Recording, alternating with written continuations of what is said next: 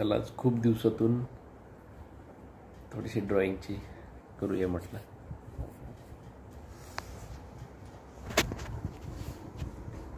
बलसरक तर आपण काढूया घोडा. बऱ्याच मुलांना घोडा काढायला थोडंसं अवघड जातं.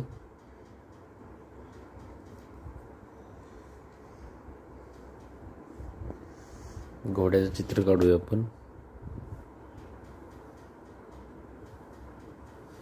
मग घोड्याचं चित्र काढायचं आहे.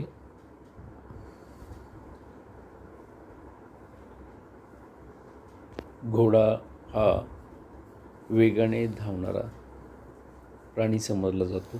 तो पाळीव प्राणी आहे आणि ह्या घोड्याचा उपयोग छत्रपती शिवाजी महाराजांच्याच कालावधीपासून केला जातो. युद्धामध्ये ह्या घोड्याची कामगिरी ही प्रत्येक लढावयासाठी महत्त्वाचीच होती. घोड्याच्या चित्र काढताना वेगवेगळ्या प्रकारच्या पोझिशन्स आहेत, पण मला या पुढची 2 पाय उचललेली पोझिशन मला घोड्याची छान वाटते.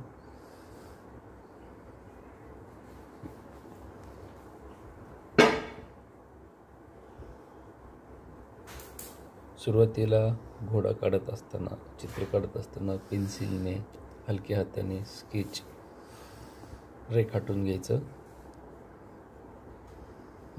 हलक्या हाताने स्केच रेखाटल्यानंतर आपल्याला जो अनावश्यक भाग आहे किंवा जो कुठंतरी आपल्याला दुरुस्त करावासा वाटतो तो भाग पुन्हा खोडायचा, म्हणजे इरे, आणि तो दुरुस्त करायचा.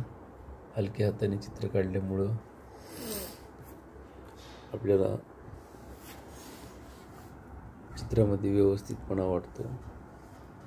घोड्याचे हे शेपूट काढत असताना देखील हलक्या हातानेच आपण या ठिकाणी लाईन्स तयार करतोय.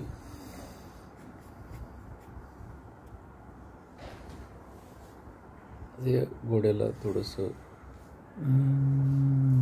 जे पायाचं काम करत असताना पुढचा एक पाय दिसत आहे आणि मागे दुसरा पाय आहे.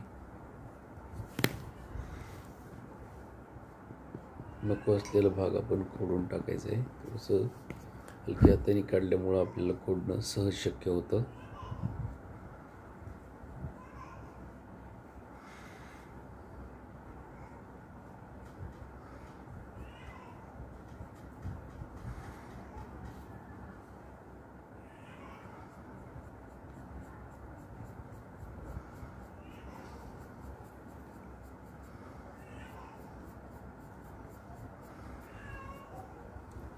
घोडा ह्या जरा छटा काढल्यानंतर आपल्याला घोडा हा सहज आणि आकर्षक दिसतो.